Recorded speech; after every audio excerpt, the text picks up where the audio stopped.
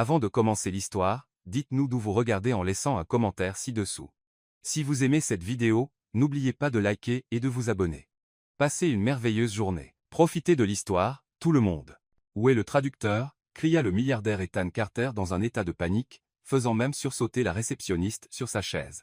Sur la table de la salle de réunion, gisait un fax froissé rempli de mots en français griffonnés en petites lettres, formant ce qui semblait être une énigme diplomatique. Dans le coin, une horloge murale indiquait 14 minutes restantes avant la date limite pour signer un contrat d'une valeur de 80 millions de dollars, rappelant à tous que le désastre se rapprochait.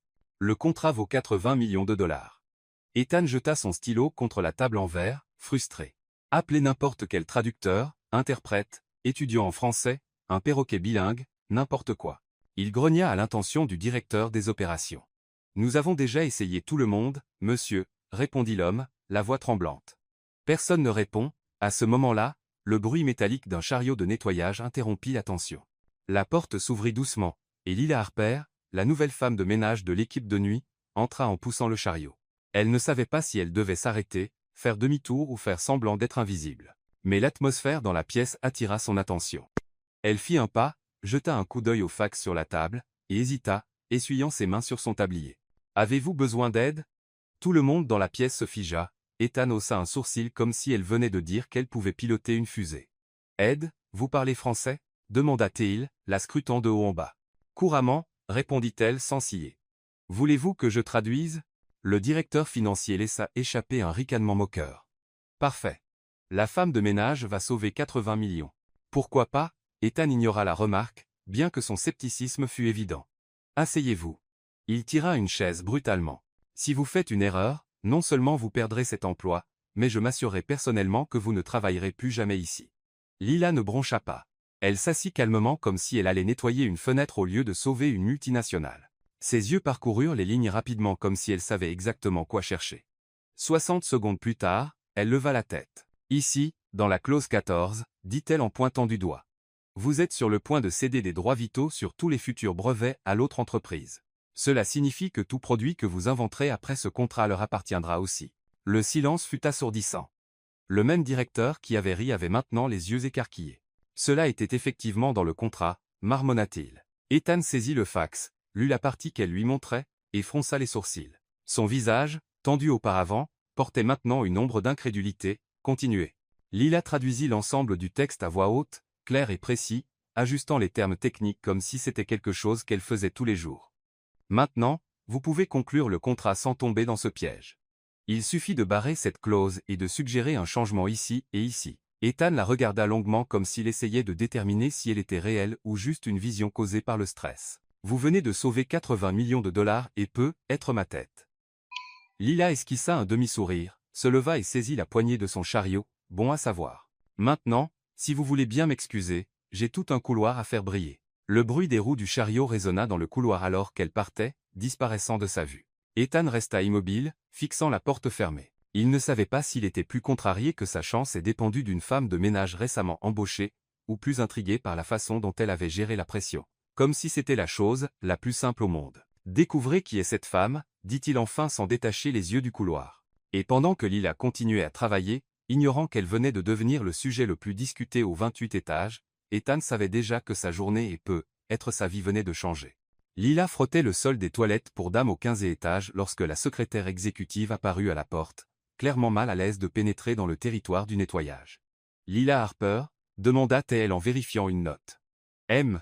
Carter veut vous voir dans son bureau maintenant. » Lila regarda le seau d'eau sale, puis ses mains gantées. « Il sait que je suis au milieu de mon quart, n'est-ce pas ?»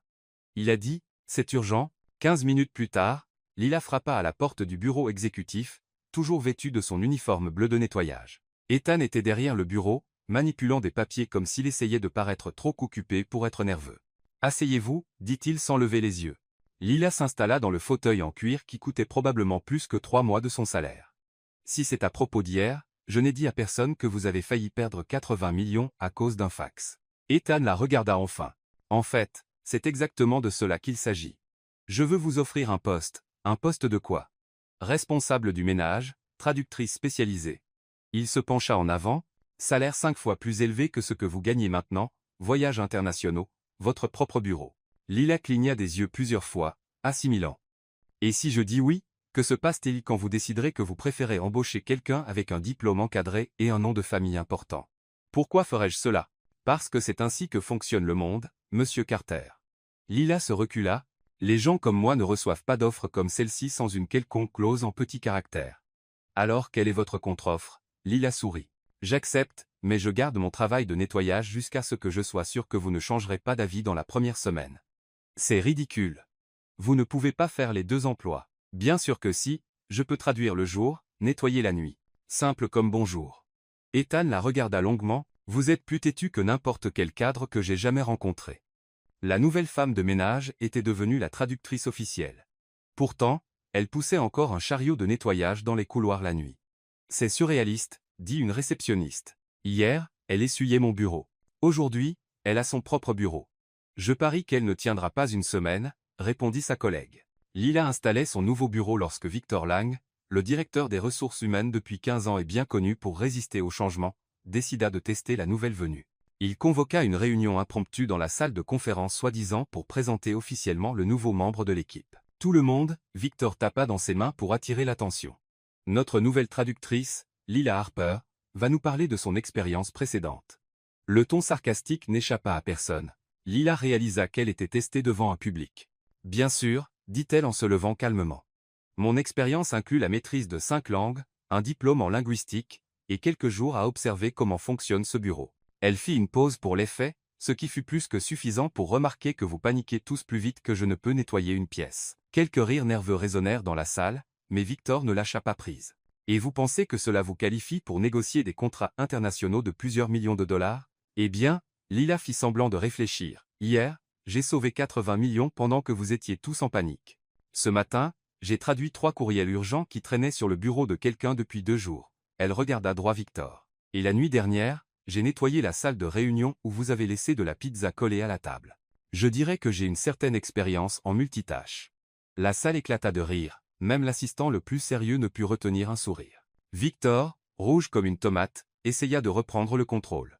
Cela ne change pas le fait que vous n'avez pas d'expérience corporative réelle, vrai, convint Lila.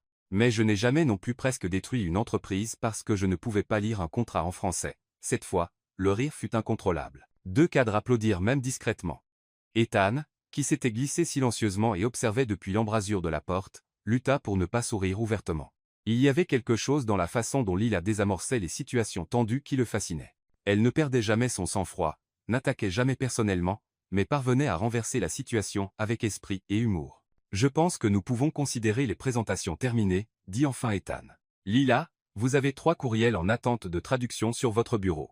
Quand la réunion se termina, Victor passa devant Lila en furie, mais elle lui fit simplement un signe poli. C'était amusant, dit Thomas, l'un des analystes les plus jeunes, cela fait un moment que quelqu'un n'a pas remis Lang à sa place. Lila rangea ses affaires. J'ai juste dit la vérité a tendance à être drôle quand les gens ne veulent pas l'entendre. Plus tard, Ethan s'arrêta à la porte de son bureau, Lila était concentrée, traduisant un document technique, les sourcils froncés par la concentration. Comment s'est passée la première journée officielle? Éducative, elle leva les yeux. J'ai appris que certains cadres n'aiment pas quand la femme de ménage empiète sur leur territoire, et comment comptez-vous gérer cela? Lila sourit. De la même manière que je gère les tâches tenaces, patience, le bon produit, et un peu d'effort supplémentaire. Ethan se surprit à lui sourire en retour. Il y avait quelque chose chez elle, sa confiance tranquille, la façon dont elle transformait le conflit en comédie qui le rendait curieux de savoir quelles autres surprises Lila Harper cachait sous cet uniforme bleu de nettoyage. Bonne chance pour le quart de nuit, dit-il en s'éloignant. Merci, patron, répondit-elle, déjà de retour au travail. Je veillerai à ce que votre bureau brille, et pour la première fois depuis des années, Ethan Carter se surprit à avoir hâte de revenir au bureau le lendemain. Lila n'avait jamais mis les pieds dans un avion de première classe. Quand Ethan mentionna qu'elle voyagerait à Paris en tant que traductrice officielle de l'entreprise, elle imagina un siège en classe économique et un hôtel basique. Elle ne s'attendait pas à un siège qui se transformait en lit et à une hôtesse offrant du champagne toutes les 15 minutes. Première fois en France, demanda Ethan, installé dans le siège à côté d'elle, feuilletant des documents. Première fois hors du pays, admit Lila, encore émerveillée par la taille de la fenêtre de l'avion. Voyagez-vous toujours comme cela? C'est du travail, répondit-il, mais il remarqua comment elle regardait tout avec une curiosité authentique, pas l'intérêt fin auquel il était habitué. Quand ils arrivèrent à l'hôtel à Paris, Lila se dirigea vers le comptoir de la réception avec sa simple valise, tandis qu'Ethan parlait avec le chauffeur du planning du lendemain. « Bonjour », dit Lila à la réceptionniste. « J'ai une réservation, Lila Harper. » La Française tapa le nom, et ses yeux s'écarquillèrent. Elle regarda Lila de haut en bas, Jean, basket confortable, et un chemisier simple. Puis vérifia l'écran à nouveau. Madame Harper pour la suite présidentielle. Laquelle suite? Lila cligna des yeux. Je pense qu'il y a une erreur. À ce moment-là, deux majordomes apparurent de nulle part. L'un prit sa valise et l'autre lui offrit un verre de champagne en cristal. Bienvenue, madame, dit le premier majordome avec un fort accent français. Je suis Pierre, votre majordome personnel pendant votre séjour. Majordome personnel? Lila regarda autour d'elle, confuse. Je suis seulement venu ici pour travailler, bien sûr, sourit Pierre. La suite dispose d'un bureau complet, d'une vue sur la tour Eiffel, et d'un service de spa disponible 24 heures sur 24. Lila essaya d'expliquer qu'il devait y avoir une erreur, mais elle était déjà escortée dans un couloir doré avec des tapis qui semblaient plus chers que tout son appartement. Ethan, qui avait assisté à toute la scène dans le hall, s'approcha de la réceptionniste. Que vient-il de se passer? Le système montre 2 réservations sous Harper, expliqua la femme. Lila Harper dans la suite présidentielle et M. Harper dans une chambre exécutive standard, et vous avez supposé qu'elle était l'invitée de la suite présidentielle. Eh bien, rougit la réceptionniste. N'avez-vous pas dit qu'elle était une employée importante? Ethan manqua de rire. Laissez comme cela. Elle le mérite, pas patient. Pendant ce temps, Lila était conduite dans une suite plus grande que sa maison avec un salon, une chambre avec un lit king size, une salle de bain avec un bain à remous, et un balcon avec une vue directe sur la tour Eiffel. C'est une énorme erreur, murmura-t-elle tandis que Pierre ouvrait des bouteilles d'eau minérale importée. Dois-je préparer un bain relaxant? Offrit le majordome. Ou peut-être préférez-vous que je range vos vêtements? Lila regarda sa petite valise. Pierre, j'ai apporté 3 changements de vêtements et une paire de chaussures supplémentaires, rien à organiser. Très bien, madame. Il hocha la tête complètement sérieux. Quelque chose de plus simple alors. Puis-je préparer une collation? Nous avons du caviar iranien, du saumon fumé. Avez-vous des frites? Pierre sembla réellement perplexe. Des frites? Laissez tomber, Lila, faites-moi simplement savoir quand il sera temps de travailler. Le lendemain, la réunion se tint dans un élégant bureau au centre de Paris. Les investisseurs français, 3 hommes d'âge moyen en costumes impeccables, attendaient avec un scepticisme visible lorsque Lila entra dans la pièce. Bonjour, les salua-t-elle en français parfait, provoquant une surprise immédiate. Pendant 2 heures, Lila non seulement traduisit, mais pointa aussi les problèmes potentiels dans les contrats, suggéra des changements qui protégeaient les 2 parties, et parvint même à faire rire les investisseurs avec des commentaires astucieux sur les différences culturelles entre Américains et Français. Cette jeune dame est brillante, remarqua l'investisseur principal à Ethan. Où l'avez-vous trouvée? Ethan observa Lila expliquer une clause complexe comme si elle racontait une histoire intéressante. Elle m'a trouvé, répondit-il, réalisant que c'était vrai. Quand Lila suggéra un changement dans le calcul des futurs dividendes, empêchant une possible dispute légale 5 ans plus tard, même Ethan fut impressionné. Elle ne traduisait pas seulement des mots. Elle comprenait l'esprit des affaires. Mademoiselle Harper, dit l'investisseur le plus âgé à la fin, si vous décidez un jour de travailler en France, nous aurons une place pour vous. Lila sourit, merci, mais Boston commence à me plaire. Au dîner après la réunion dans un charmant restaurant près de la Seine, Ethan se détendit enfin. Lila avait prouvé que ce n'était pas de la chance de débutant, c'était une réelle compétence. Comment avez-vous appris le français si bien? Demanda-t-il en coupant dans le canard à la sauce orange. Ma grand-mère regardait des feuilletons français avec sous-titres, dit Lila en goûtant le vin rouge. Je regardais avec elle et essayais de répéter les répliques. Plus tard, j'ai emprunté des livres à la bibliothèque et pratiqué seul. Ethan se surprit à sourire sincèrement cette fois. Et les autres langues, l'italien à cause des vieux films, le japonais parce que j'adorais les animes adolescentes, l'allemand parce que je voulais comprendre les paroles de la musique classique. Lila haussa les épaules. J'ai toujours aimé comprendre les choses pleinement, pas seulement à travers des fragments traduits, c'est impressionnant. Ce n'est pas impressionnant, le corrigea-t-elle. C'est une nécessité, quand on n'a pas d'argent pour voyager, on apprend à voyager à travers les langues. Ethan resta silencieux un moment, il y avait quelque chose dans la façon simple dont elle parlait des limitations qui le fit questionner ses propres priorités. L'hôtel va bien? Demanda-t-il en changeant de sujet.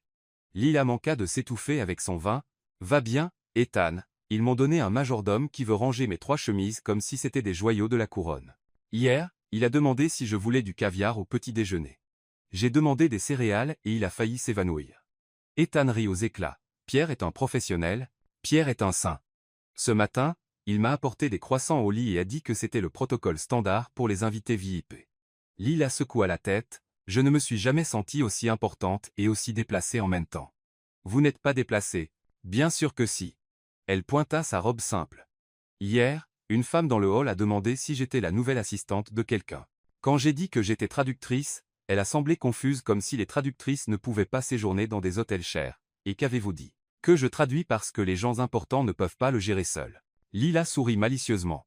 Elle n'a pas eu de réponse à cela. Ethan réalisa qu'il appréciait cette conversation plus que les 10 dernières réunions corporatives auxquelles il avait assisté. Lila avait une façon de voir le monde qui semblait rafraîchissante, directe, sans prétention, mais assez intelligente pour porter n'importe quelle conversation. Demain, nous rentrons à Boston, dit-il presque à regret. Et je retournerai dans mon appartement normal avec ma nourriture normale et sans majordome essayant de polir mes baskets. Lila leva son verre. Ça a été une aventure intéressante. La première de beaucoup, j'espère. Lila le regarda une seconde de plus que d'habitude. Et quand le serveur apporta l'addition, Ethan se surprit à penser qu'il préférait de loin des dîners comme celui-là à tous les événements sociaux ennuyeux qu'il fréquentait habituellement. Lila se tenait devant le miroir des toilettes pour dames de l'hôtel, essayant de se convaincre que la robe noire empruntée à l'assistante d'Ethan n'était pas trop élégante pour elle. L'événement était un dîner de gala caritatif, et elle y était en tant qu'interprète officielle pour les invités internationaux. « Vous pouvez le faire » murmura-t-elle à son reflet. « Traduisez simplement, souriez, et ne renversez pas de vin sur quelqu'un d'important. » Quand elle sortit des toilettes, Ethan l'attendait dans le hall, ajustant sa cravate. Il s'arrêta au milieu du mouvement quand il la vit. « Vous avez l'air » commença-t-il, puis sembla se raviser. « Je pense que oui » Lila lissa la robe nerveusement. « Promettez-moi simplement que si je dis quelque chose de stupide en italien à l'ambassadeur, vous me donnerez une excuse pour partir. » Marché conclu. La salle de bal était remplie de gens qui semblaient sortir tout droit d'un magazine People. Lila suivit Ethan, saluant diplomate et leader d'affaires, traduisant des conversations sur les investissements et les partenariats internationaux.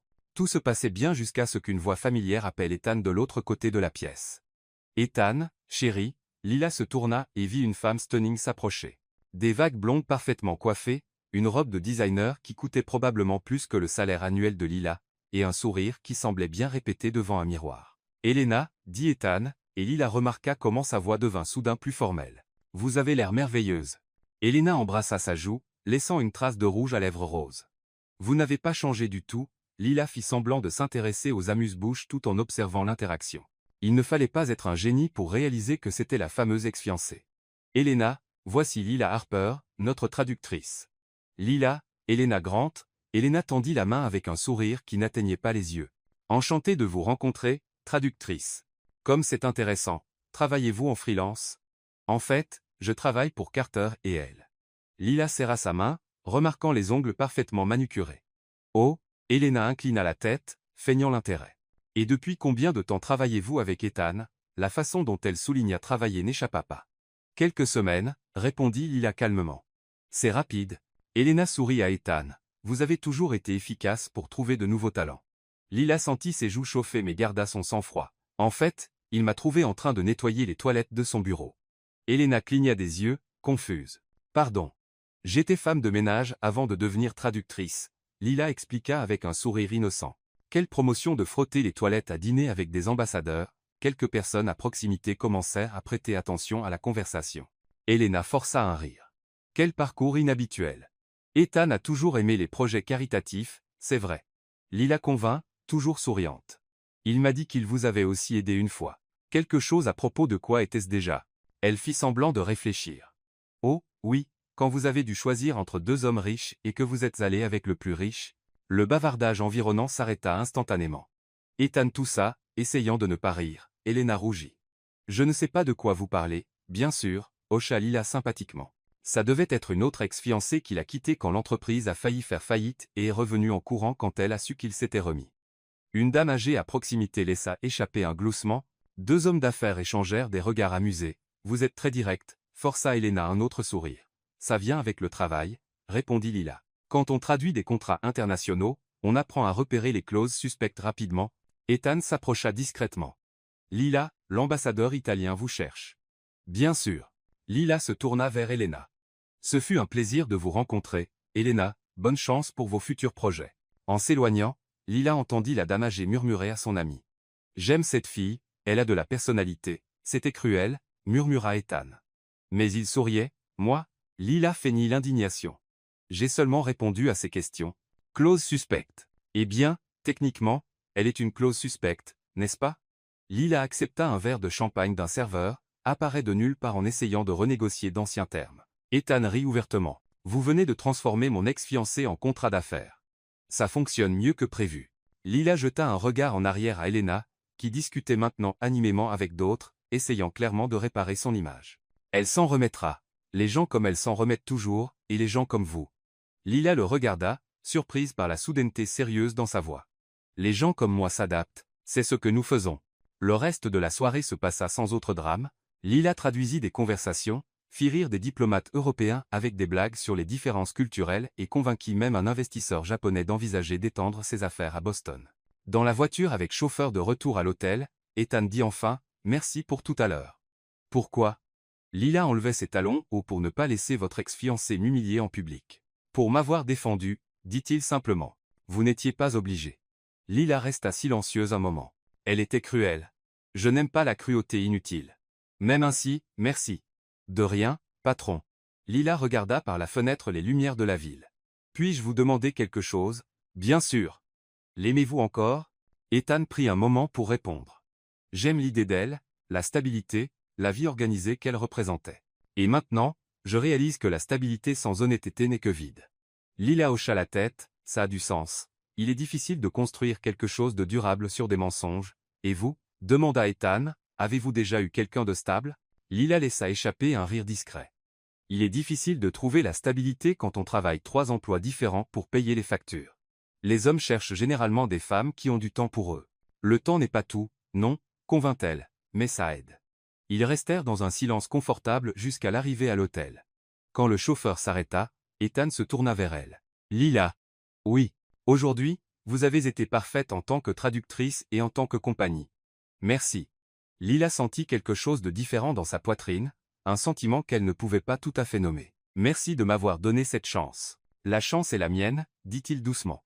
Quand elle sortit de la voiture et entra dans l'hôtel, Ethan la regarda jusqu'à ce qu'elle disparaisse dans l'ascenseur. Pour la première fois depuis des années, il ne pensait pas aux stratégies d'affaires ou aux réunions du lendemain. Il pensait à comment le rire de Lila avait illuminé une soirée qu'il s'attendait à n'être qu'une autre obligation sociale et comment, d'une manière ou d'une autre, elle lui avait rappelé qui il était avant de construire tous ces murs. Tokyo la nuit ressemblait à une ville d'une autre planète. Lila était sur le balcon de l'hôtel regardant les enseignes japonaises lumineuses scintiller quand Ethan apparut avec 2 tasses de thé chaud. « J'ai pensé que vous pourriez avoir froid », dit-il en lui offrant une tasse. « Merci. » Lila accepta le thé, respirant son arôme.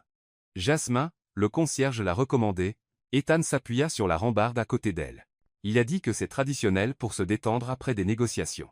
Ça a du sens, aujourd'hui était intense. Lila sourit, ce moment où l'investisseur principal a commencé à parler en dialecte d'Osaka, et que vous m'avez regardé comme si vous étiez désespéré, était priceless. Ethan rit, j'ai pensé que nous étions fichus. Vous avez sauvé la réunion encore une fois. Heureusement, ma grand-mère avait une amie japonaise qui m'a appris quelques variations régionales, dit Lila en prenant une gorgée de thé. Sinon, nous aurions été dans le pétrin. Votre grand-mère avait des amis du monde entier. Pas exactement, hésita Lila. Elle travaillait comme femme de ménage dans un centre culturel international. Elle rencontrait des gens de différents pays qui y donnaient des cours de langue. Ethan remarqua quelque chose de différent dans son ton.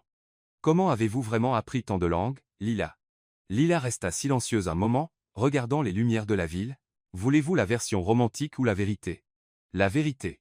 J'ai obtenu mon diplôme en linguistique il y a 5 ans, commença-t-elle sans le regarder. J'ai envoyé des CV à toutes les entreprises de traduction, consulats et éditeurs que je pouvais trouver. Personne n'a jamais répondu, pourquoi pas? Parce que je n'avais pas d'expérience, ne connaissais personne d'important, et mon adresse était dans un quartier que les gens préfèrent prétendre n'existe pas. Vous savez comment ça fonctionne, Ethan. Le réseautage ouvre les portes. Je n'avais aucun réseau du tout. Ethan sentit une oppression dans la poitrine. Et puis j'ai travaillé où je pouvais. Magasin de grands magasins, restaurants, nettoyage de bureaux, Lila lista cela comme si c'était une liste d'épicerie. Le jour, je travaillais, la nuit, j'étudiais les langues seules. Pourquoi avez-vous continué à étudier si vous ne pouviez pas obtenir un emploi dans le domaine? Lila sourit tristement. Parce que ma grand-mère disait toujours que la connaissance est la seule chose que personne ne peut vous enlever, et parce que, eh bien, j'avais de l'espoir. Espoir pourquoi? Qu'un jour un PDG désespéré aurait besoin de quelqu'un pour traduire un fax en français. Elle le regarda avec un sourire ironique. Qui savait que l'espoir fonctionne parfois? Ethan resta silencieux, assimilant. Vous avez dit ma grand-mère, vos parents? Je ne les ai jamais rencontrés, répondit simplement Lila. J'ai été élevé dans un orphelinat jusqu'à l'âge de 7 ans. Et votre grand-mère? Lila sourit cette fois sincèrement. Grace Harper est apparue à l'orphelinat un jour en cherchant un enfant à adopter. Elle avait déjà 60 ans, récemment veuve, et voulait de la compagnie, et elle vous a choisi. En fait, c'est moi qui l'ai choisi. Lila laissa échapper un rire doux. Elle était assise dans la cour en parlant avec les enfants. Je me suis approché d'elle et lui ai demandé si elle savait lire. Quand elle a dit oui, je lui ai demandé de lire un livre avec moi. Quel livre? Alice au pays des merveilles. Lila rougit légèrement. J'étais obsédé par les histoires de gens qui tombaient dans des trous et trouvaient des mondes différents. Ethan sourit. Et l'a-t-elle lu? Elle a lu tout le livre. 2 heures assise par terre en faisant des voix différentes pour chaque personnage. Lila essuya une larme qui s'était échappée. À la fin, elle a demandé si je voulais rentrer avec elle et entendre plus d'histoires, et vous y êtes allé, meilleure décision que j'ai jamais prise. Grace travaillait comme concierge de bâtiment le jour et étudiait la comptabilité la nuit. Elle m'a appris que le travail honnête n'est rien dont on doit avoir honte et que étudier est la meilleure revanche contre ceux qui doutent de vous. Ethan eut l'impression de voir vraiment Lila pour la première fois. Est-elle encore en vie et commente ma vie amoureuse inexistante chaque semaine? Lila rit. Elle vit dans un petit appartement dans le même quartier où elle m'a élevé. Je paie son loyer depuis que j'ai commencé à travailler. C'est pourquoi vous travaillez autant. Travaillais, corrigea Lila jusqu'à ce qu'un PDG fou me donne une opportunité que je ne savais même pas chercher. Ethan continua à la regarder, ouais, essayant d'imaginer la petite fille de 7 ans choisissant une inconnue pour être sa famille, la jeune femme de 20 ans envoyant des CV sans réponse. La femme de 25 en nettoyant des bureaux tout en étudiant seule. Lila, oui. Je suis désolé. Pourquoi? Pour toutes les portes qui vous ont été claquées au visage? Pour toutes les personnes qui n'ont pas pu voir ce que je vois maintenant? Lila le regarda surprise. Ethan, vous n'avez pas à vous excuser pour si, je le dois. Il l'interrompit, parce que je suis exactement le genre de personne qui aurait ignoré votre CV. Riche, bien connecté, habitué à juger sur les apparences. Mais vous ne l'avez pas ignoré, dit doucement Lila. Quand ça comptait, vous m'avez écouté. Parce que j'étais désespéré. Peu importe pourquoi, elle se tourna complètement vers lui, ce qui compte, c'est que vous m'avez donné la chance. Ethan l'étudia en silence. Le vent froid de Tokyo jouait avec ses cheveux et les lumières de la ville se reflétaient dans ses yeux. Quelque chose se passait en lui, quelque chose qu'il ne pouvait nommer. Puis-je vous demander quelque chose, dit-il enfin. Bien sûr. Pourquoi m'avez-vous raconté tout cela? Lila réfléchit un moment, parce que vous avez demandé la vérité. La plupart des gens demandent mon histoire en s'attendant à une réponse simple et intéressante. Vous vouliez vraiment savoir. Et comment saviez-vous que je voulais vraiment savoir? Parce que Lila sourit, un sourire différent de tous ceux auxquels il était habitué. Pour la première fois, vous ne me regardiez pas comme un PDG regarde un employé. Vous me regardez comme une personne regarde une autre. Ethan sentit quelque chose remuer dans sa poitrine. Et quoi d'autre voyez-vous quand vous me regardez? Quelqu'un qui a oublié ce que c'est de ne pas avoir à prouver quoi que ce soit à quiconque. Répondit Lila sans hésitation. Quelqu'un qui a construit des murs si hauts qu'il oublie parfois à quoi ressemble le monde à l'extérieur. Et pensez-vous que ça vaut la peine de connaître le monde à l'extérieur? Lila inclina la tête, étudiant son visage. Je pense que ça vaut la peine de le découvrir. Ils restèrent silencieux, le bruit distant de la circulation de Tokyo remplissant l'espace entre eux. Ethan réalisa que pour la première fois depuis des années, il parlait à quelqu'un sans peser chaque mot, sans penser aux stratégies ou aux impressions. Lila, oui, merci de me faire confiance, merci d'être digne de cette confiance, et quand ils rentrèrent dans l'hôtel, tous deux savaient que quelque chose avait changé entre eux. Ils ne pouvaient pas tout à fait définir ce que c'était, mais ils savaient qu'à partir de cette nuit-là, il serait impossible de prétendre qu'ils n'étaient que patron et employé. Le lendemain matin à Tokyo, Lila trouva Ethan dans le café de l'hôtel fixant une tasse de café froid. Il semblait n'avoir pas beaucoup dormi et feuilletait distraitement des papiers qui clairement ne recevaient pas d'attention réelle. « Bonjour, patron. » Lila s'assit en face de lui avec son plateau de petit déjeuner. « Ça va? Vous avez l'air d'avoir combattu votre oreiller et perdu. » Ethan leva les yeux et força un sourire. « Je pense juste à la réunion d'aujourd'hui, la réunion qui n'existe pas. » Lila mordit dans un morceau de toast, parce que j'ai vérifié l'agenda 3 fois et aujourd'hui est un jour libre. Oh! Ethan sembla réellement surpris. Vous avez raison. Lila l'étudia attentivement. Sérieusement, qu'est-ce qui se passe? Vous agissez comme si vous aviez vu un fantôme. C'est compliqué, essayez-moi. Lila prit une tranche de melon, j'ai du temps libre et une patience infinie pour les choses compliquées. Ethan hésita puis soupira. Hier soir, vous avez parlé de confiance. Ça m'a fait penser à des choses que je préférerais oublier. Quel genre de choses, Elena, dit-il simplement. Lila manqua de s'étouffer avec son jus d'orange, l'ex-fiancée dramatique. Quoi à propos d'elle? Toute l'histoire? Ethan remua le café froid à nouveau. Vous n'avez vu que la fin du film. Vous ne savez pas comment ça a commencé, alors racontez-moi le début. Lila se pencha en avant. Je promets de ne pas faire de blagues, au moins pas trop. Ethan rit malgré la tension. J'ai rencontré Elena il y a 3 ans à un événement caritatif. Elle était stunning, intelligente, drôle, d'une famille bien connue. Laissez-moi deviner, dit Lila en faisant semblant de réfléchir dur. Vous êtes tombés follement amoureux, avez commencé à sortir ensemble, et elle semblait presque trop parfaite pour être vraie. Exactement, confirma Ethan. Nous nous sommes fiancés après 1 an, j'étais heureux. Vraiment heureux. Mais il y a 2 ans, l'entreprise a failli couler. Le ton d'Ethan devint sérieux, nous avions investi massivement dans un projet qui a échoué. Nous avons perdu des contrats clés, avons dû licencier la moitié du personnel pendant 6 mois. Je pensais que j'allais tout perdre. Lila arrêta de manger. Et Elena a commencé à réévaluer notre relation, dit Ethan en faisant des guillemets. Elle a dit qu'elle avait besoin de temps pour réfléchir que les choses devenaient trop compliquées. Traduction, elle cherchait un plan B. Exactement. Ethan soupira. Elle a rencontré Marcus à une soirée, milliardaire, entreprise stable, une famille encore plus riche que la sienne, et elle a choisi l'argent. Elle m'a appelé un mardi matin, dit Ethan en regardant par la fenêtre. M'a dit qu'elle avait trouvé quelqu'un de plus compatible avec ses objectifs de vie. Elle a renvoyé la bague par coursier. Lila fit une grimace. Par coursier, sérieusement, elle ne pouvait même pas le faire en personne. Ce n'était pas le pire, continua Ethan. Le pire était que 3 mois plus tard, quand l'entreprise s'est remise et est redevenue rentable, elle a essayé de revenir. Que voulez-vous dire essayer de revenir? Que Marcus était gentil, mais qu'il n'y avait pas de chimie entre eux. Lila ne put s'empêcher d'un petit rire.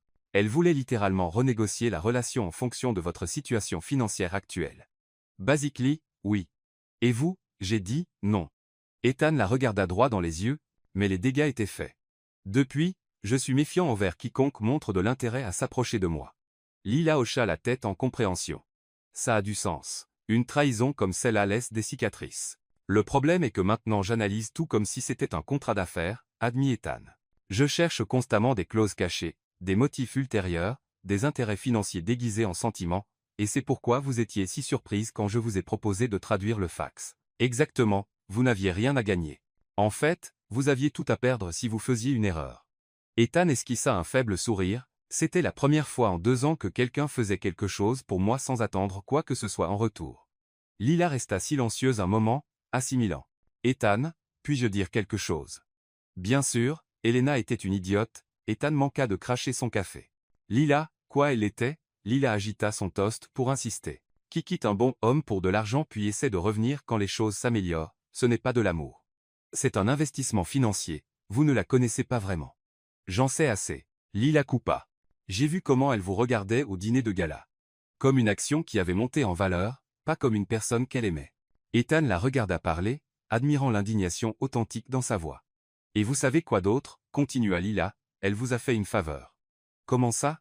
Elle vous a montré qui elle était vraiment avant qu'il ne soit trop tard. Lila se pencha en avant. Imaginez si vous vous étiez mariés et qu'elle avait fait ça plus tard quand vous aviez des enfants, une maison, des années de vie ensemble. Ethan n'y avait jamais pensé de cette façon, vous avez raison. Bien sûr que j'ai raison. Lila sourit, et une autre chose, Monsieur Carter.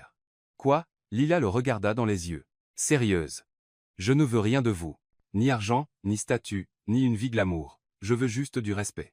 Lila, je le pense. Elle continua, vous pourriez être millionnaire ou faire faillite demain. Ça ne changerait rien pour moi. Je travaillais comme femme de ménage et j'allais bien. Je peux retourner être femme de ménage si je dois. Ethan sentit quelque chose se relâcher dans sa poitrine. Vous y croyez vraiment? J'y crois parce que c'est vrai. Lila haussa les épaules. Ma grand-mère m'a appris que la dignité n'a pas de prix et que les gens valent ce qu'est leur caractère, pas ce qu'il y a dans leur compte en banque. Ils se regardèrent en silence. Ethan avait l'impression de voir Lila, vraiment la voir pour la première fois. Pas l'employée compétente, pas la traductrice talentueuse, mais la femme qui venait de briser des années de méfiance avec quelques mots simples et honnêtes. Lila je. Le téléphone d'Ethan sonna brusquement et urgemment. Il jeta un œil à l'écran et fronça les sourcils. C'est le bureau.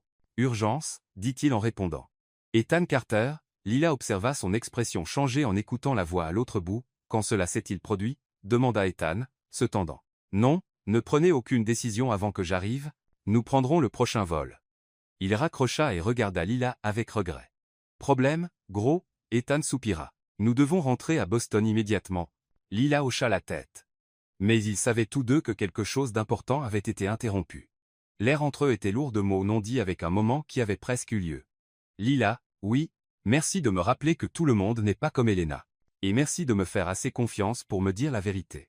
Et alors qu'ils emballaient rapidement leurs bagages, tous deux savaient que la conversation avait changé quelque chose de fondamental entre eux.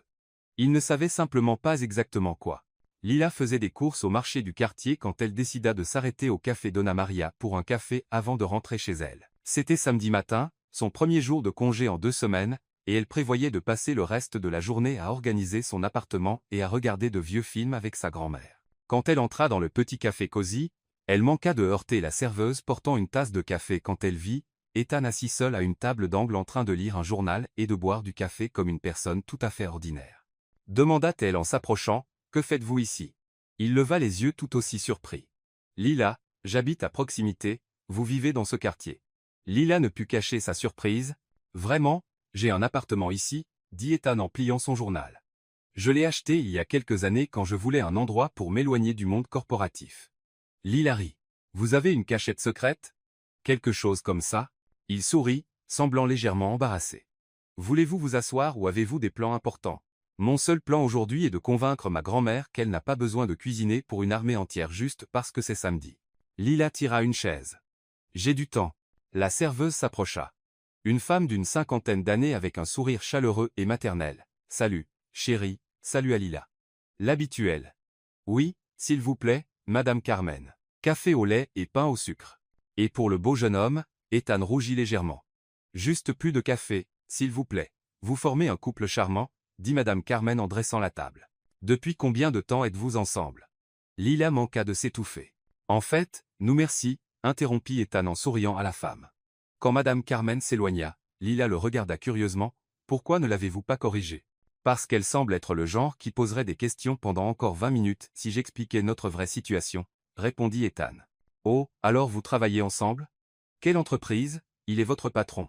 Vous voyagez ensemble ? Comme c'est intéressant. » Lila rit aux éclats. « Depuis combien de temps connaissez-vous Madame Carmen ? 3 ans. » Et oui, elle fait vraiment ce genre d'interrogatoire. « Donc, vous venez ici depuis 3 ans et elle n'a jamais su que vous êtes le PDG d'une multinationale. Pour elle, je suis Alex, le gars tranquille qui aime le café fort et lit le journal le samedi. » Ethan semblait aimer l'idée. C'est rafraîchissant d'être juste une personne normale pendant quelques heures. Carmen revint avec leur commande et un plateau de biscuits fait maison. « Donc, Alex, le gars tranquille, que faites-vous quand vous n'êtes pas PDG ? Dernièrement, pensez au travail, admit-il. Pas très excitant, et avant de devenir un accro au travail, Ethan réfléchit un moment. Je jouais de la guitare, vraiment, Lila s'anima. Quel genre de musique ? Principalement du rock classique. Les Beatles, Rolling Stones, Eagles. Il sourit nostalgiquement. Mon père détestait ça. Disait que la musique ne payait pas les factures. Et vous avez arrêté progressivement. Université, travail, responsabilité, haussa les épaules Ethan. Et vous, quel hobby a une traductrice multilingue ? Cuisiner ? Répondit Lila sans hésitation. J'adore essayer des recettes de différents pays. La semaine dernière, j'ai essayé de faire des ramen de zéro. Comment ça s'est passé ? Un désastre complet, rit-elle. Les nouilles sont devenues collantes, le bouillon n'avait pas de saveur, et j'ai même cassé un bol. Ma grand-mère a commandé une pizza à la fin. Quelle a été votre recette la plus réussie ? Cannoli sicilien, dit fièrement Lila. Ça m'a pris 3 essais, mais je l'ai réussi. Ma grand-mère a dit que c'était meilleur que la boulangerie italienne du coin de la rue. Impressionnant, je peux à peine faire des nouilles instantanées sans les brûler. Les nouilles instantanées ne peuvent pas brûler, Ethan. C'est littéralement de l'eau bouillante, vous sous-estimez ma capacité à ruiner la nourriture. Il rit. Une fois, j'ai essayé de faire des œufs brouillés et j'ai somehow mis le feu à la poêle. Comment mettons le feu à une poêle en faisant des œufs ? Tal naturel. Ils continuèrent à parler, la conversation coulant facilement de la cuisine au film, de la musique aux souvenirs d'enfance. Ethan lui raconta les bêtises qu'il faisait à l'internat. Et Lila partagea des histoires sur ses aventures avec sa grand-mère, Grace. Votre grand-mère semble incroyable, dit Ethan après que Lila lui eut raconté comment Grace lui avait appris à conduire dans un parking de supermarché vide. C'est mon héros, sourit Lila. Elle a élevé un enfant seul, travaillé toute sa vie, et avait encore l'énergie de m'aider avec mes devoirs chaque soir. voudriez-vous que je la rencontre un jour? La question vint naturellement qu'ils en sentirent tous deux le poids. Lila regarda Ethan, essayant de déterminer s'il parlait en tant que patron intéressé par la vie de ses employés ou en tant que quelque chose d'autre. Elle adorerait vous rencontrer, répondit prudemment Lila. Surtout après que je lui ai dit que vous m'avez donné une chance quand personne d'autre ne l'aurait fait. Qu'est-ce lui avez-vous dit sur moi? Que vous êtes juste, intelligent, et avez un meilleur sens de l'humour que vous ne le laissez paraître. Lila fit une pause. Et que vous semblez très seul parfois. Ethan resta silencieux, remuant son café. Perspicace, ça vient avec le travail, quand on traduit, on apprend à lire entre les lignes. À ce moment, une dame âgée de la table voisine s'approcha avec un sourire radieux. « Désolée de vous déranger, dit-elle en tenant un téléphone. Vous formez un couple si charmant. Puis-je prendre une photo? Je veux montrer à ma petite fille que le vrai amour existe encore. » Lila ouvrit la bouche pour expliquer, mais Ethan se pencha plus près d'elle. « Bien sûr, dit-il à la dame. Rapprochez-vous un peu, chérie, instruisit la dame. Ethan passa son bras autour des épaules de Lila, et elle se pencha naturellement contre lui.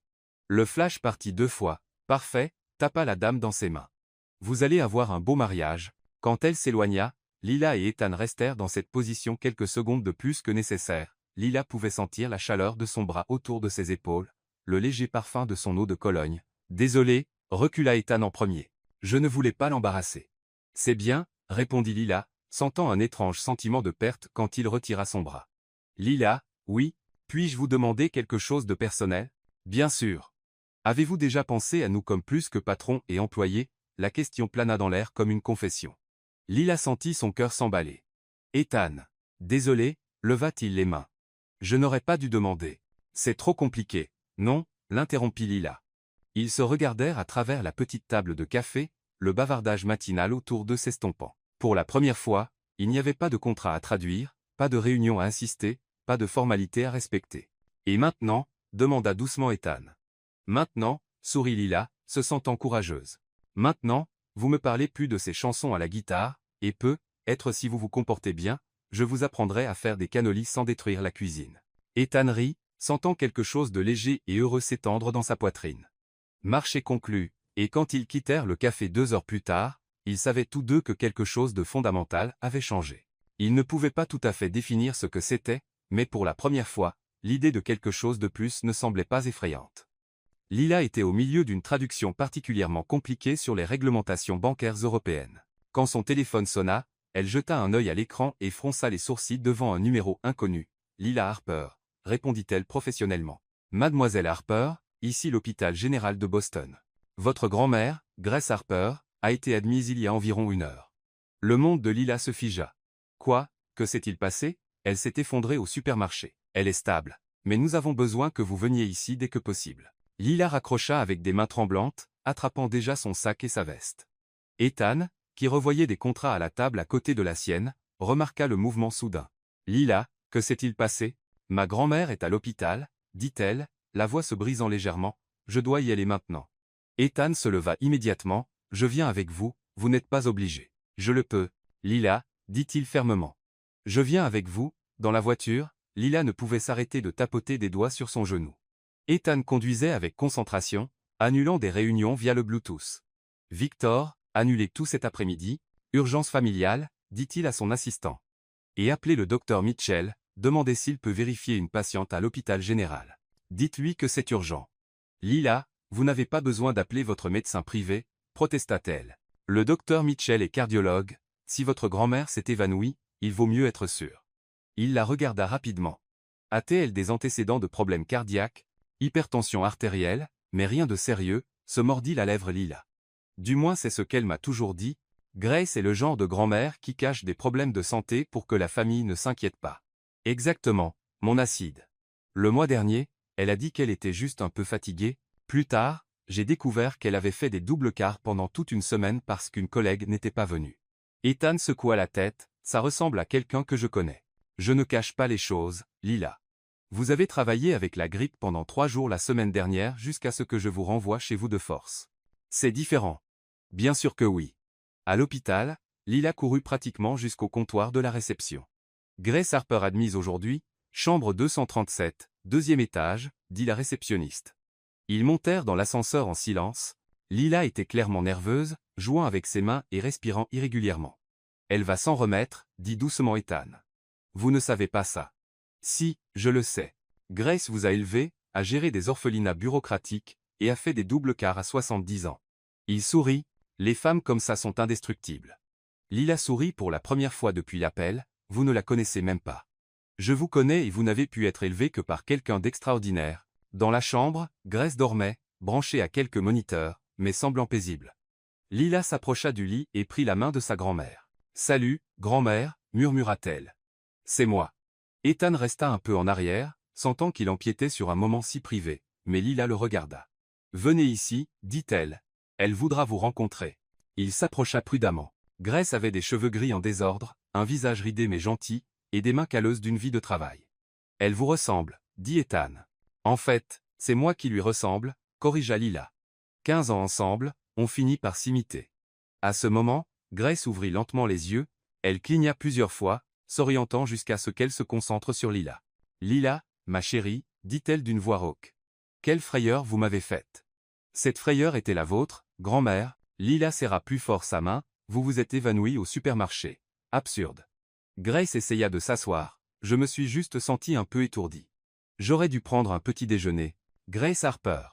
Lila utilisa un ton ferme. Avez-vous pris un petit déjeuner? J'ai bu une demi-tasse de café. De la nourriture, grand-mère, de la nourriture, j'allais manger après les courses. Grace se défendit, puis remarqua Ethan debout à côté du lit. Et qui est ce beau jeune homme? Lila rougit. Grand-mère, voici Ethan Carter, mon patron. Grace étudia Ethan de la tête aux pieds avec des yeux perçants. Alors vous êtes le fameux Ethan célèbre. Ethan regarda Lila amusé. Lila parle de vous chaque semaine. Grace sourit malicieusement. Ethan a dit ceci. Ethan a fait cela. Nous sommes allés à Paris, nous sommes allés au Japon. Grand-mère, Lila était rouge vif. Quoi? Grace feignit l'innocence. Je répète juste ce que vous dites. Ethan s'amusait clairement, et quoi d'autre dit-elle? Eh bien, Grace s'installa plus confortablement dans le lit, ignorant le regard assassin de Lila. Elle dit, vous êtes intelligent, juste, et beau. Je n'ai jamais dit qu'il était beau, protesta Lila. Non, Grace fit semblant d'être surprise. Alors j'ai dû l'imaginer quand vous avez dit qu'il a des yeux intéressants et ne sourit pas beaucoup, mais quand il le fait, ça illumine toute la pièce. Ethan éclata de rire. Lila voulait disparaître. Grand-mère, s'il vous plaît. Et elle a aussi dit, vous la traitez avec respect, ce qui est rare de nos jours. Grace continua. Maintenant plus sérieuse. Que vous lui avez donné une chance quand personne d'autre ne l'aurait fait. C'était facile, répondit sincèrement Ethan. Lila est exceptionnelle, je sais. Grace sourit, je l'ai élevée, n'est-ce pas? À ce moment, le docteur Mitchell apparut à la porte. Désolé d'interrompre, je suis le docteur Mitchell, cardiologue. Cardiologue? Grace regarda Ethan, vous avez appelé un cardiologue pour moi? Juste pour s'assurer que tout va bien, expliqua Ethan. Grace regarda d'Ethan à Lila, puis de retour à Ethan. Attendez une seconde. Vous avez annulé vos rendez-vous, êtes venu à l'hôpital, et avez appelé votre médecin personnel pour s'occuper de la grand-mère de votre employé. Lila, chérie, pourriez-vous sortir une minute? J'aimerais parler à ce jeune homme. Grand-mère, non. Juste une minute. Lila sortit à contre-cœur, laissant Ethan seul avec Grace, qu'il étudiait comme un détective évaluant un suspect. Alors dit enfin Grace, vous aimez ma petite fille? Ce n'était pas une question. Oui, répondit honnêtement Ethan, beaucoup. Et prévoyez-vous de faire quelque chose à ce sujet ou juste continuer à tergiverser? Ethan rit nerveusement. Madame. Grace, c'est compliqué, absurde, l'interrompit-elle. Soit vous l'aimez, soit vous ne l'aimez pas, soit elle est spéciale, soit elle n'est qu'une employée de plus. Elle et Ethan fit une pause, cherchant les mots. Elle est la personne la plus authentique que j'ai jamais rencontrée. Grace tapa dans ses mains, ravie. Merveilleux, alors, vous êtes le petit ami riche dont j'ai toujours rêvé pour elle. Petit ami riche? Lila a besoin de quelqu'un qui prendra bien soin d'elle, expliqua Grace. Elle a passé sa vie à prendre soin de moi, sacrifiant des opportunités. Elle mérite quelqu'un qui la valorise vraiment, je la valorise. Et qui a assez d'argent pour qu'elle n'ait plus jamais à s'inquiéter des factures. Ajouta Grace comme une évidence, Ethan rit. Je pense pouvoir remplir cette condition. Parfait. Grace sourit avec satisfaction. Maintenant, allez rappeler ma petite fille avant qu'elle ne défonce la porte. Quand Lila revint, elle trouva les deux souriant comme des co-conspirateurs. De quoi parliez-vous? Juste faire connaissance avec mon futur petit-fils par alliance, dit innocemment Grace. Grand-mère? Ethan rougissait mais souriait et pour la première fois il admit à lui-même que l'idée d'être le petit-fils de Grace Harper ne sonnait pas mal du tout. En fait, ça sonnait parfait. Lila organisait des documents pour la réunion à Chicago quand elle remarqua quelque chose d'étrange. Victor Lang, le même cadre qui avait essayé de l'humilier des mois plus tôt, parlait à voix basse au téléphone beaucoup trop souvent et raccrochait toujours quand quelqu'un s'approchait. Non, non, l'accord doit être changé avant la réunion de demain, l'entendit-elle dire en se cachant derrière une colonne du hall de l'hôtel. Ethan ne doit pas savoir cela avant qu'il ne soit trop tard. Lila fronça les sourcils. Ça ne sonnait pas bien. Le lendemain matin, au petit déjeuner, elle décida d'enquêter. Pendant qu'Ethan discutait avec d'autres cadres, Lila s'approcha nonchalamment de la table où Victor avait laissé sa mallette. « Désolé », dit-elle à Victor en renversant accidentellement du café sur la table. Comme je suis maladroite, pendant qu'il se levait pour prendre des serviettes, Lila jeta un rapide coup d'œil au papier dans la mallette. Ce qu'elle vit la fit réellement s'étouffer avec son café. Il y avait des documents avec des changements non autorisés, des emails imprimés de conversations entre Victor et la concurrence, et ce qui semblait être une version modifiée du contrat prévu pour être signé ce jour-là. « Ça va ?» Victor revint avec les serviettes, semblant nerveux. « Parfait », dit Lila avec un sourire innocent. « Je suis juste un peu maladroite avant mon premier café. » Elle passa le reste de la matinée à agir normalement pendant que son esprit tournait à plein régime. Victor sabotait l'entreprise, mais elle avait besoin de preuves solides avant d'accuser quiconque. Pendant le déjeuner, Lila fit semblant d'avoir mal à la tête et retourna à l'hôtel pendant que tous les autres étaient encore au restaurant. Elle savait que Victor gardait des documents dans le coffre-fort de sa chambre, mais elle savait aussi qu'il était le genre de personne qui notait les mots de passe dans des endroits évidents. Elle monta à son étage et avec un peu de chance trouva une femme de ménage nettoyant le couloir. « Excusez-moi », dit-elle en espagnol à la femme. « J'ai oublié ma clé de chambre, pouvez-vous m'aider ?» La femme de ménage amicale ouvrit la chambre de Victor sans se douter de rien. Lila entra rapidement et commença à fouiller. Elle trouva un bloc-notes à côté du téléphone avec des notes suspectes. Transférer fichier, clé USB bleue. Réunion concurrent 15 h. Modifier clause 7. Avant signature, elle prit des photos de tout avec son téléphone et quitta la chambre avant que quiconque ne remarque. Cet après-midi-là à la réunion, Lila observa Victor de près. Il semblait nerveux, jouant constamment avec la clé USB bleue qu'il gardait dans sa mallette. Quand vint le moment de revoir le contrat final, Lila demanda à voir les documents. « Bien sûr », dit Victor en tendant les papiers avec un sourire forcé. « Tout est en ordre », Lila lut rapidement, et sa suspicion fut confirmée. La clause 7 avait été changée de manière subtile mais significative. Au lieu de profit pour Carter et elle disait maintenant 5%. « Ethan », dit-elle calmement. « Puis-je vous parler une minute en privé ?»« Bien sûr. » Ethan s'excusa auprès des investisseurs de Chicago. « Nous revenons tout de suite. » Dans le couloir, Lila lui montra les photos qu'elle avait prises. « Victor vend des informations à la concurrence et modifie des contrats », expliqua-t-elle rapidement. « Regardez ceci. » Ethan examina les preuves, son expression devenant plus sérieuse. « Êtes-vous sûr ?»« Absolument », pointa Lila la clé USB sur les photos. « Il la porte depuis des jours, je parie qu'elle contient toutes nos données. Comment avez-vous découvert tout cela ?» Lila rougit légèrement. « Disons simplement que j'ai appris des techniques d'investigation non conventionnelles. Vous êtes entré dans sa chambre, techniquement, la femme de ménage l'a ouverte. Je suis juste entré. » Ethan la regarda impressionné. « Vous êtes terrible et brillante, merci. » Ils retournèrent dans la salle de réunion, Ethan s'assit calmement et fit semblant de revoir les documents. « Victor, dit-il nonchalamment, pouvez-vous expliquer pourquoi la clause 7 a été changée ?» Victor pâlit. « Changée ? Elle n'a pas été changée. »« Bien sûr que si, » dit Ethan en lui montrant le papier. « Hier c'était 15%, aujourd'hui c'est 5%, un changement intéressant, ça doit être une erreur de frappe. Et cette clé USB, pointa Ethan l'objet bleu sur la table. Qu'y a-t-il dessus ? Ce sont des documents personnels. Êtes-vous sûr ? Intervint Lila en montrant les photos sur son téléphone. Parce que vos notes ici disent transférer fichier, clé USB bleue. Le silence dans la pièce fut lourd, les investisseurs de Chicago regardaient d'une personne à l'autre, confus. Victor essaya d'attraper la clé USB, mais Ethan fut plus rapide. Thomas, appela Ethan l'un des assistants. Pouvez-vous brancher cela dans l'ordinateur portable et voir ce qu'il y a dedans ? Ethan, vous ne pouvez pas faire cela, protesta Victor. En fait, si, répondit froidement Ethan. Article 15 de votre contrat d'emploi, tous les appareils utilisés en voyage d'affaires peuvent être vérifiés par l'entreprise. Thomas brancha la clé USB et laissa échapper un rire incrédule.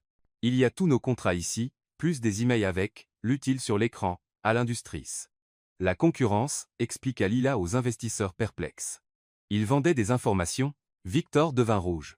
Je peux expliquer, pas besoin, dit Ethan en se levant. Sécurité, veuillez escorter Monsieur Langor du bâtiment, il ne travaille plus avec nous. Ethan, attendez. Victor essaya de discuter en étant emmené, vous ne comprenez pas. Ils m'ont offert le double de mon salaire. Oh, je comprends parfaitement, répondit Ethan. Vous avez choisi l'argent plutôt que la loyauté, ça me semble familier. Quand Victor partit, les investisseurs de Chicago applaudirent. Travail d'investigation impressionnant. Le chef de la délégation dit, vous deux travaillez très bien ensemble en équipe. Lila et Ethan échangèrent des regards. Il y avait quelque chose dans l'air, une tension différente de l'habitude. Après que tout le monde eut quitté la pièce, ils restèrent en arrière, rangeant les papiers. Lila, dit doucement Ethan. Merci. Vous avez sauvé l'entreprise encore une fois. J'ai juste fait mon travail, non, il s'approcha. Vous avez fait beaucoup plus que cela. Vous m'avez protégé, Lila sentit son cœur s'emballer. Ethan était si proche, la regardant d'une manière qui lui faisait sentir les jambes faibles. Ethan. Lila, je dois vous dire quelque chose. Il s'approcha encore plus. Ça fait un moment que je félicitations. La porte s'ouvrit brusquement et Thomas entra avec une bouteille de champagne. Quelle équipe, vous devez fêter ça. Ethan et Lila s'écartèrent rapidement, tous deux frustrés par l'interruption. Thomas, dit Ethan entre ses dents. Timing parfait. Merci, patron. Thomas, complètement inconscient de la tension, commença à ouvrir la bouteille. Cette histoire deviendra une légende de l'entreprise. La traductrice qui est devenue détective. Lila rit nerveusement, juste de la chance. Pas de la chance. Thomas continua, plein d'énergie. Vous deux êtes imbattables. Ethan regarda Lila, frustration et amusement se mélangeant dans ses yeux. Oui, une équipe imbattable.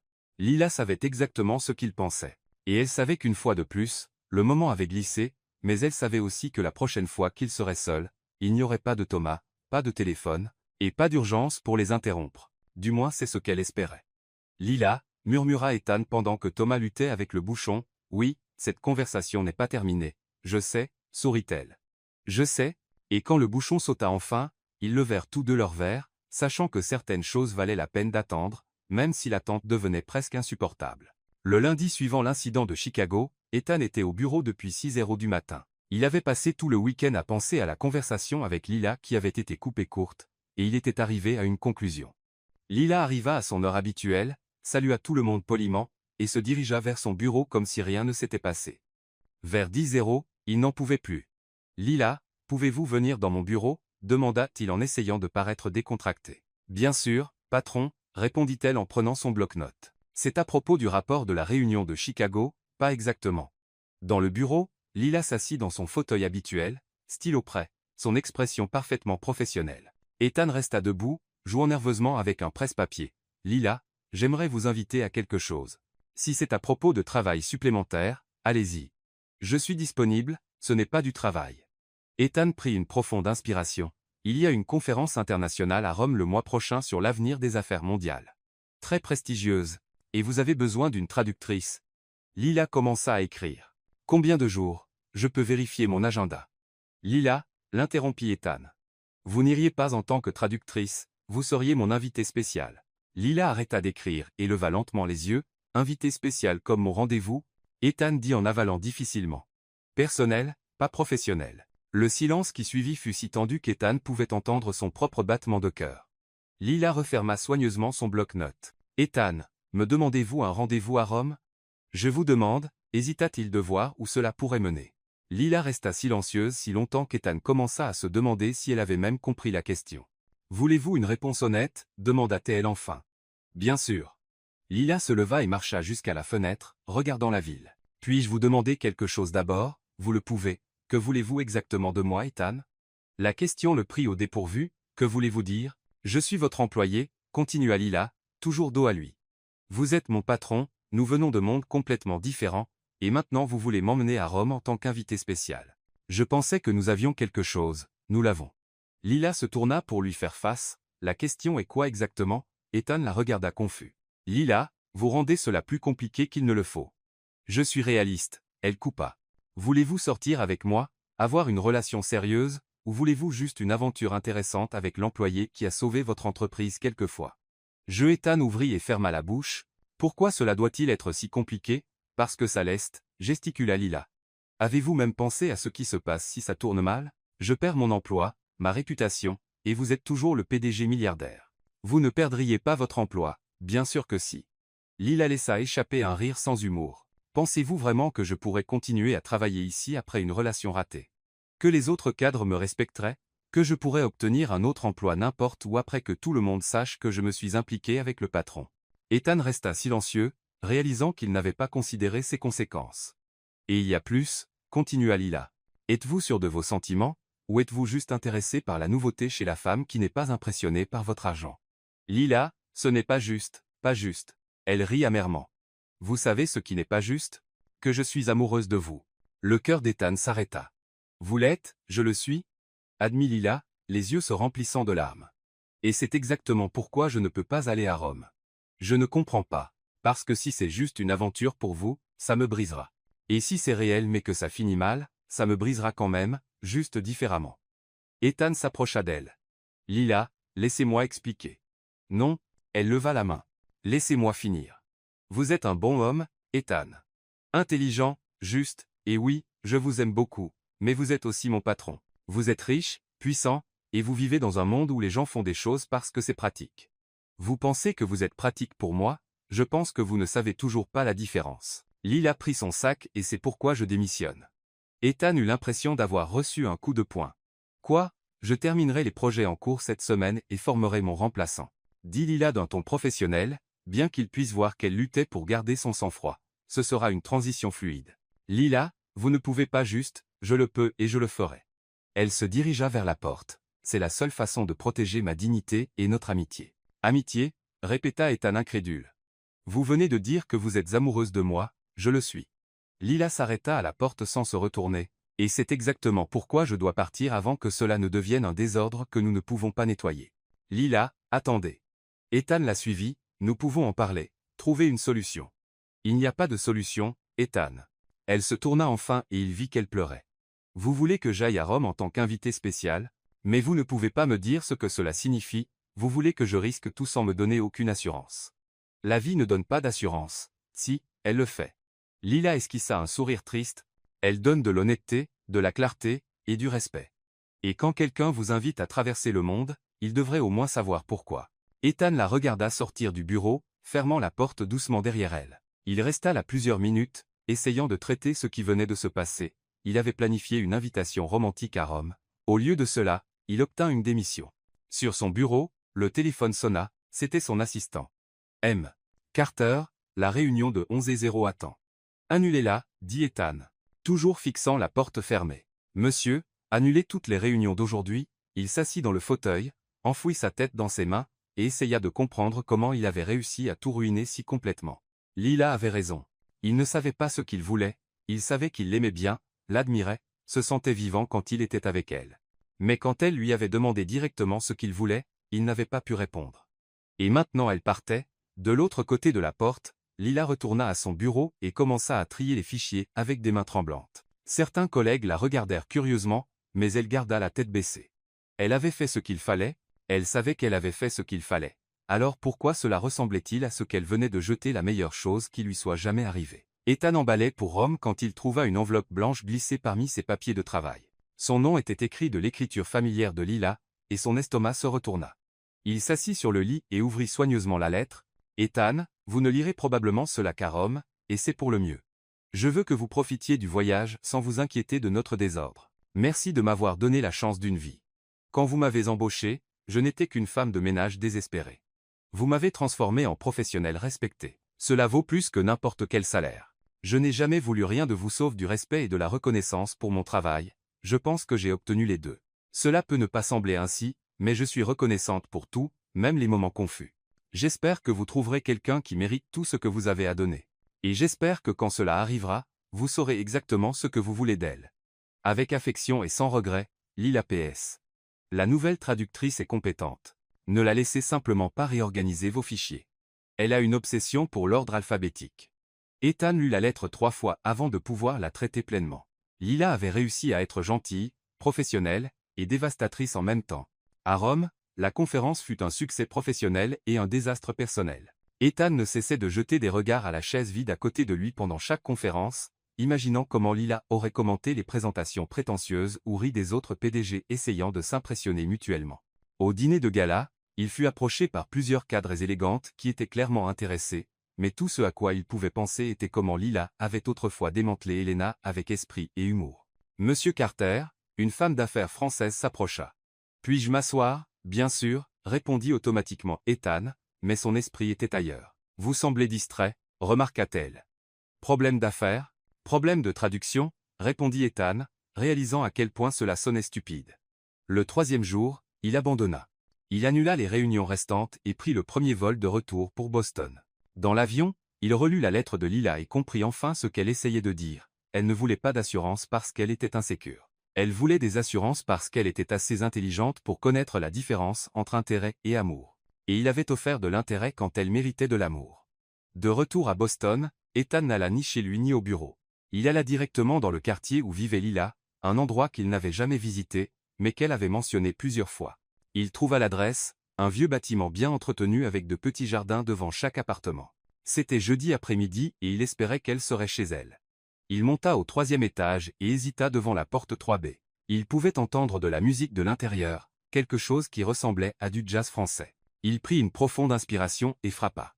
La musique s'arrêta, des pas s'approchèrent de la porte. « Qui est-ce? C'est moi, Ethan. » Silence. Puis le bruit de plusieurs verrous étant ouverts. Lila apparut à la porte en jeans et chemisier simple. Ses cheveux attachés négligemment, visage sans maquillage. Elle était belle d'une manière qui lui faisait battre le cœur. « Que faites-vous ici? » demanda-t-elle, surprise. « Puis-je entrer? » demanda-t-il. « Ou préférez-vous que je me déclare ici dans le couloir pour que tous vos voisins entendent? » Lila ouvrit la porte plus grande, le laissant entrer. L'appartement était petit mais cosy, rempli de livres, de plantes et de photos. Il sentait le café, et quelque chose qui rappelait les cannolis. « Comment m'avez-vous trouvé? » Ressources humaines, admit Ethan, et être un peu de détermination obsessive. « Vous êtes revenu de Rome tôt. Rome était une erreur, dit-il simplement. J'aurais dû être ici. » Lila croisa les bras, défensive. « Ethan, si vous êtes venu ici pour essayer de me convaincre de revenir au travail, je ne l'ai pas fait, l'interrompit-il. Je suis venu vous inviter à dîner. Je vous ai déjà dit, en tant qu'Ethan, pas en tant que votre ex-patron, clarifia-t-il. En tant qu'homme qui a lu votre lettre 15 fois et a enfin compris le message. Lila l'étudia prudemment. Quel message? Que vous méritez quelqu'un qui sait exactement ce qu'il veut. Ethan s'approcha. Et je le sais, non quoi, mais je vous veux, dit-il sans hésitation. Pas en tant qu'employé, pas en tant qu'aventure, pas par convenance. Je vous veux en tant que femme qui m'a rappelé ce que c'est de rire vraiment. En tant que personne qui m'a sauvé de mauvais contrats et de moi-même. Lila sentit ses yeux s'embuer. Ethan, je vous veux parce que vous êtes assez courageuse pour me reprendre quand j'ai tort et assez intelligente pour me sauver quand je suis perdue, continua-t-il. Je vous veux parce que quand je suis avec vous, je n'ai pas à être le PDG parfait. Je peux juste être moi. Et qui êtes-vous? Demanda doucement Lila. Un homme complètement amoureux d'une femme qui vit dans un petit appartement, fait des cannolis meilleurs que n'importe quelle boulangerie italienne, et peut transformer n'importe quel moment tendu en comédie. Ethan sourit. Un homme qui veut passer le reste de sa vie à découvrir de nouvelles choses sur cette femme incroyable. Lila essuya une larme qui s'était échappée. Vous avez vraiment lu ma lettre 15 fois. 16, en fait, admit Ethan jusqu'à ce que je l'ai mémorisé, et que voulez-vous de moi maintenant? Tout, dit-il honnêtement. Je veux rencontrer votre grand-mère officiellement. Je veux que vous m'appreniez à faire des cannolis sans mettre le feu à la cuisine. Je veux voyager dans le monde avec vous, traduisant des choses pendant que j'essaie de ne pas ruiner des contrats importants. Et le travail? Vous pouvez revenir si vous voulez, ou trouver quelque chose de mieux ou démarrer votre propre entreprise, haussa les épaules Ethan. Je veux juste être dans votre vie, pas la contrôler. Lila le regarda longuement, vous êtes sûr de cela? Je suis sûr de vous aimer, dit Ethan, mettant enfin toutes ses cartes sur la table. Je suis sûr que vous êtes la meilleure chose qui me soit arrivée, et je suis sûr que je ne veux pas un autre jour sans vous. Lila sourit, le premier sourire sincère qu'Ethan avait vu d'elle depuis des semaines. Dans ce cas, dit-elle en s'approchant, je pense que je peux accepter cette invitation à dîner, vraiment, mais seulement si vous me promettez une chose, n'importe quoi, pas de restaurant chic, dit Lila avec un sourire espiègle. Je veux que vous m'emmeniez dans l'endroit le plus simple que vous connaissiez. Marché conclu, Ethan rit. Je connais un endroit qui sert le meilleur burger de la ville, parfait. Ils se regardèrent un moment, l'air chargé d'anticipation et de nervosité.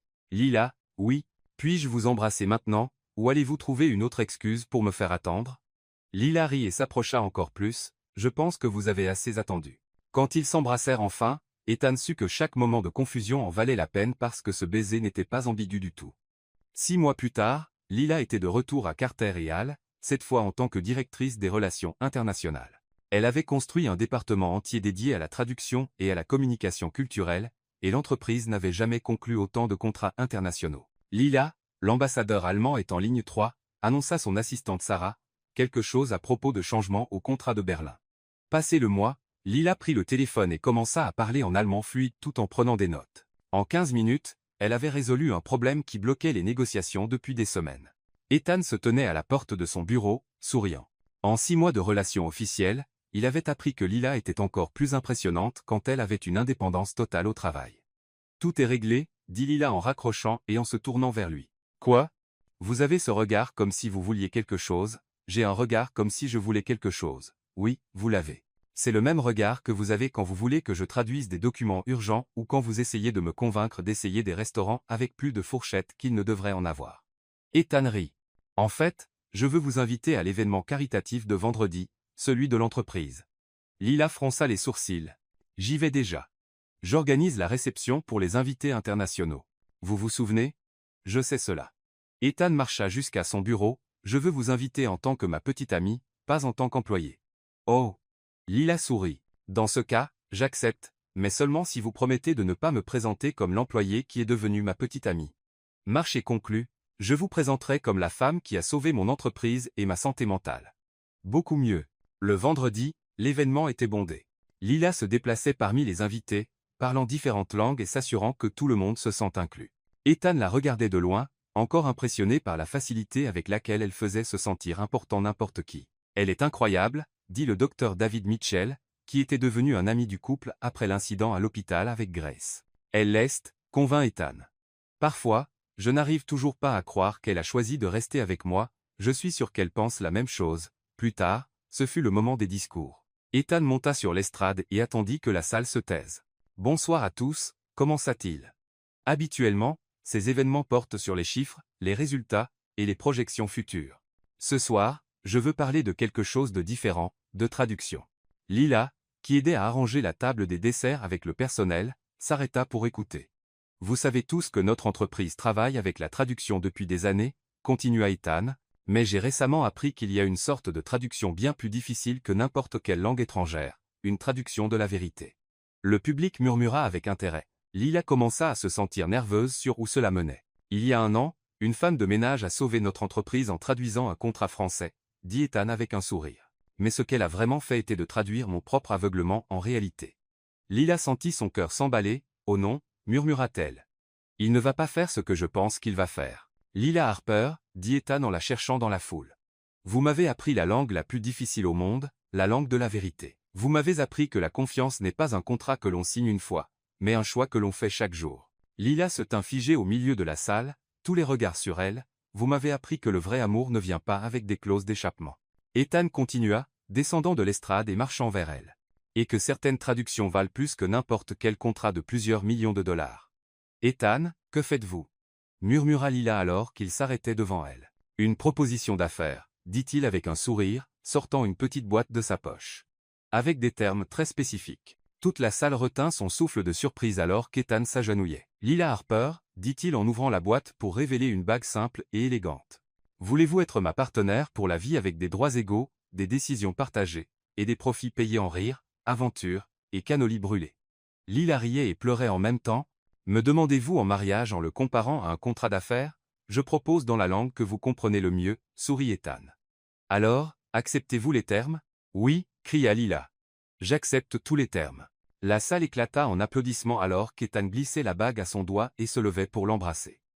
C'était la chose la plus nerd et la plus romantique que j'ai jamais vue. Lila rit à travers ses larmes. « J'ai appris de la meilleure traductrice de la ville. » 3 mois plus tard, dans la petite église de quartier où Lila avait grandi, ils se marièrent, entourés de famille, d'amis, et de la moitié du personnel de Carter et Hall. Grace, maintenant 75 ans et plus sarcastique que jamais, fut choisie pour porter les alliances. « Êtes-vous sûr de vouloir que je fasse cela ?» demanda-t-elle pendant la répétition. « Je pourrais trébucher, laisser tomber les alliances, ou crier quelque chose d'embarrassant. »« Grand-mère, » rassura Lila. « Vous n'allez rien faire de tout cela. Je promets de ne pas trébucher, » dit Grace avec un clin d'œil. Le jour du mariage, Grace marcha dans l'allée avec une dignité parfaite, portant les alliances sur un petit coussin. Quand elle atteignit l'autel et les remit, elle ne put s'en empêcher. « Je le savais » cria-t-elle à toute l'église. « Je savais qu'il se marierait. » Toute l'église éclata de rire. Le prêtre attendit que le bruit se calme avant de continuer la cérémonie. Après les vœux traditionnels, Ethan sortit un document du dossier porté par son témoin. Lila, puisque notre histoire a commencé avec des contrats, j'ai pensé en créer un nouveau, dit-il en dépliant le papier. Vous avez vraiment fait un vrai contrat? Demanda Lila incrédule en prenant le papier. Il avait un en-tête officiel, un formatage juridique parfait, et une seule clause au milieu de la page. Contrat de mariage Carter-Harper, clause unique, nous nous choisissons chaque jour. Lila le lut à voix haute et commença à rire. Vous êtes ridicule et parfait. Signez-vous? Seulement si vous acceptez un amendement, dit Lila en prenant le stylo qu'il offrait. Quel amendement? Elle griffonna quelque chose sous la clause et le lui montra. PS, et quand il brûle la nourriture, nous commandons une pizza. Ethan rit aux éclats. J'accepte les termes. Ils signèrent le contrat symbolique tandis que les invités applaudissaient. Grace, émue, cria à nouveau, maintenant c'est officiel. Plus tard à la réception, alors qu'ils dansaient leur première danse en tant que mari et femme, Lila murmura à l'oreille d'Ethan. Carter, comment se sent-on d'être l'actionnaire majoritaire de mon cœur? En fait, Madame Carter, la fit-il tourner gracieusement, je pense que nous sommes des partenaires égaux 50 sur les profits et les pertes. Et s'il y a une perte? Impossible, dit Ethan en l'embrassant doucement. Nous avons investi dans les meilleurs actifs, amour, rire, et une traductrice qui peut sauver n'importe quelle situation. Même des PDG têtus qui ne savent pas demander de l'aide. Surtout cela. Et alors qu'ils dansaient, entourés de famille et d'amis, ils savaient tous deux qu'ils avaient signé le meilleur contrat de leur vie, un contrat sans clause en petits caractères, sans clause d'échappement, et avec une seule garantie, se choisir chaque jour pour le reste de leur vie. Grace, regardant de la table d'honneur, leva son verre de champagne. À Lila et Ethan, appela-t-elle. Ils ont prouvé que le vrai amour est comme une traduction parfaite. Quand ça semble naturel, vous savez que c'est juste. Et toute la fête trinqua, convenant que certaines traductions valent définitivement plus que 80 millions de dollars.